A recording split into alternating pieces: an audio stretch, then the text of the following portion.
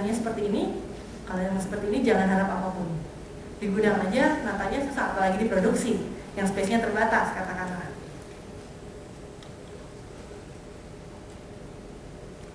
Kemudian hal yang lain kita bisa lihat di gudang adalah materials labeling. Jadi labeling itu cerita yang sudah inilah ya, sudah bertahun-tahun. Bahkan kalau Bapak Ibu mau lihat, kebanyakan auditing mesti ada isunya tentang labeling. Entah label calibration, entah label material, seperti ada biasanya.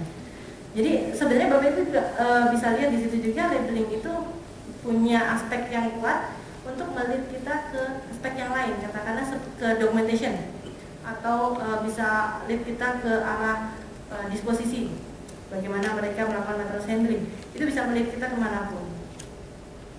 Ini ada beberapa contoh typical issue untuk materials labeling. Dan yang terakhir ini adalah cerita yang umum. Kalau Bapak Ibu bekerja di Bapak Ibu auditing untuk chemical company. Oh iya, karena kita bekerja dengan solvent yang seperti ini, jadi label C sekarang udah nggak bisa kelihatan lagi. Nah, itu bagaimana mereka meyakinkan bahwa setiap material yang ada di gudang tetap kita bisa lihat identifikasinya. Kalau misalkan rusak, lalu bagaimana? Apakah kita bicara kualitasnya label? Atau kita bicara bagaimana kita handling materialnya? Nah, itu kita bisa gali dari situ. Hal yang sering juga kita bisa lihat waktu di gudang adalah lihat excessive labels, terutama approved labels. Kadang-kadang Bapak Ibu punya hak untuk membuka laci, kadang-kadang approved label diletakkan di situ.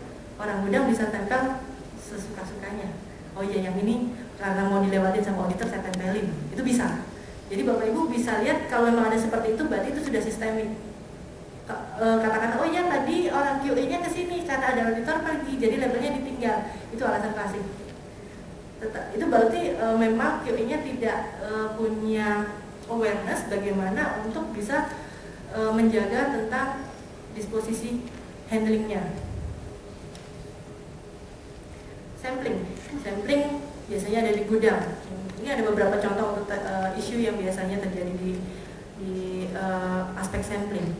Tetapi kalau misalkan Bapak Ibu bicara tentang API manufacturing, kita bicara tentang chemical manufacturing atau extraction manufacturing yang Bapak Ibu mesti sadari. Jadi di step begini, oh ya ini harus ada di non GMP area. Di step ini, oh ini ada di GMP area. Jadi jangan kaget kalau mereka melakukan beberapa sampling di non GMP area atau di luar sampling area. Loh, itu kan nggak sesuai dengan GMP area. Nah itu kan ada kontaminasi, ada apa? Bapak Ibu lihat juga di prosesnya, dia dimasukkannya di proses yang mana? Atau itu hanya reaksi awal? Karena di API manufacturer mereka tidak melakukan semua proses di GMP area. Biasanya mereka mulai masuk ke GMP area itu ketika sudah kristalisasi atau purifikasi. Jadi di step-step awal reaction, jangan kaget kalau Bapak Ibu benar-benar dimasukkan ke industri yang benar-benar chemical. Jangan dibawa image yang dari pharmaceutical company, wah dari depan nih harus bagus nih, enggak begitu. Jadi mereka melakukan, kita mesti risk assessment juga. Oh ya, material ini bisa dilakukan sampling di luar, karena toh di sananya juga nggak terkontrol ruangannya waktu kita masukkan material itu. Jadi kalau kita melakukan ini mesti banyak risk assessment-nya. Apakah kontaminasinya worth it nggak sih? Oh ternyata ujung-ujungnya juga akan ada purifikasi atau ada filtrasi. Jadi kita mesti assess. Karena mereka juga akan challenge kita. Kalau Bapak Ibu dengan stick, semua harus di GMP area, samplingnya harus di GMP area. Mereka akan challenge kita. Itu bag segitu besar. Diintroduce-nya di reaktor langsung. Tidak untuk chemical reaction. GMP sampling area seperti apa yang saya harus pegang. Padahal di sana juga mereka dibuka begitu aja di ruangan GMP. Nah, challenge-challenge seperti itu yang Bapak mesti assess sebelum Bapak Ibu sampaikan observasinya. Untuk shipping routes, tadi pertanyaan juga terkait. Sebenarnya shipping apa sih yang perlu kita lihat? Jadi terutama untuk finished good, mereka harus melakukan good distribution practice juga. Jadi itu juga aspek di dalam ICH-Q7 mereka harus melakukan, terutama untuk temperature monitoring. Tapi kembali kita juga harus melakukan risk assessment. Kalau misalkan shippingnya katakanlah terjadi sekian jam, produknya tidak sensitif terhadap suhu, perlu nggak kita melakukannya? Tapi yang penting adalah mereka sudah melakukan risk assessment itu, ada awareness, dan resikonya ternyata terukur. Oh, ternyata diletakkan di sini produknya tidak sensitif temperatur, ada datanya. Mungkin mereka tidak melakukan, tapi setidaknya ada risk assessment-nya. Kita juga nggak pingin kita dapat material dari perusahaan yang sudah oke banget, ternyata waktu shippingnya kacau. Kita juga nggak pingin, karena di shipping itu bisa terjadi apapun. Dengan shipping seperti ini, kadang-kadang datang, kadang-kadang enggak, kadang-kadang kejebur, kadang-kadang enggak, gitu kan? Untuk suhu tadi, sebelum saya lanjutkan, untuk evaluasi temperaturnya, di situ bisa kita lihat temperatur profile dari produknya, dan kita punya parameter yang biasanya kita pakai pendekatannya untuk transport validation, yaitu mean kinetic temperature. Jadi mungkin ada beberapa suhu yang lewat, tetapi kita lihat dari keseluruhannya, dari mean kineticnya, apakah itu akan beresiko terhadap produk kita atau tidak. Aspek yang menarik biasanya untuk audit juga adalah documentation dan records. Di Plantur, yang terpenting untuk melihat dokumentasi sistem mereka jalan atau tidak, biasakan selalu menulis versionnya valid sampai kapan, approvalnya kapan, itu bisa dilihat. Kalau approval dan efektifnya di hari yang sama, pertanyaan selanjutnya adalah bagaimana trainingnya setelah SOP tersebut di-approve, sistemnya seperti apa. Kemudian kalau misalkan Bapak Ibu bisa catat ininya, SOP-nya, jangan Bapak Ibu takut untuk menanyakan SOP yang sama di waktu yang berbeda. Contoh, ketika Bapak Ibu ada di gudang, boleh nggak saya lihat list approve vendornya? Mereka tunjukkan, catat di situ. Kemudian di ruang meeting, oh saya minta contoh dari approve vendor qualification dari material ini, dan saya ingin lihat list approve-nya. Waktu Bapak Ibu di ruang meeting, Bapak Ibu bisa lihat, oh material ini dikualifikasi mungkin tahun 2008. Oh ternyata material ini baru ditambahkan waktu version yang terakhir tahun 2011. Lalu apa yang terjadi selama ini? Atau kebalikan, material ini baru dikualifikasi tahun 2011, tapi dari versi 2008 dia sudah ada listnya. Nah dari situ Bapak Ibu bisa lihat seperti apa mereka mengontrol documentation system mereka.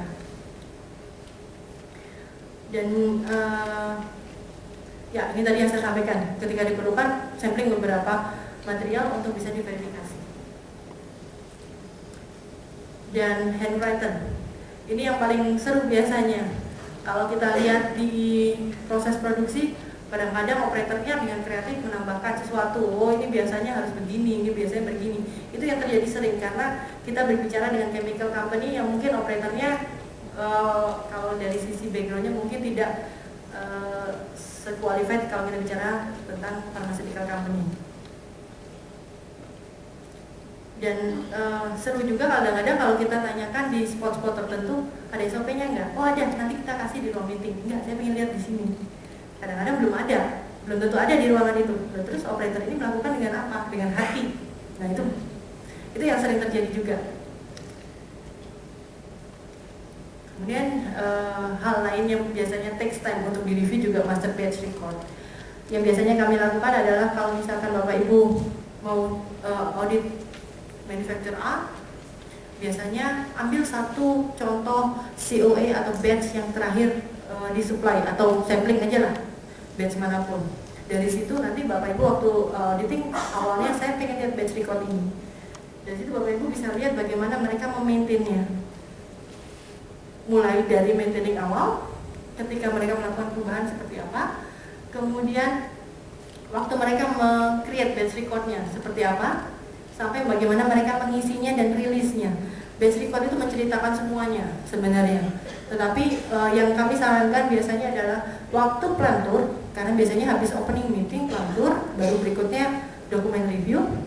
Waktu plantur Bapak Ibu coba lihat batch recordnya seperti apa. Kita punya pengalaman waktu kita plantur kita lihat batch record acak-acakan lah, maksudnya bukan acak-acakan tapi tingkat kebersihan dari dokumennya kurang, karena kita ngerti prosesnya sangat chemical, di situ operator juga mungkin ada pegang arang atau seperti apa, pasti kotor. Ketika kita documentation application review, kita kaget lihat batch recordnya bersih banget. Jadi mereka menyalin dari yang operator ke dokumen yang lain. Jadi kadang-kadang itu terjadi. Cuman yang kita mesti lakukan adalah verifikasi waktu penyalinan ini oke atau tidak. Atau bahkan mereka menyiapkan batch record khusus untuk kita review. Itu hal yang mungkin terjadi.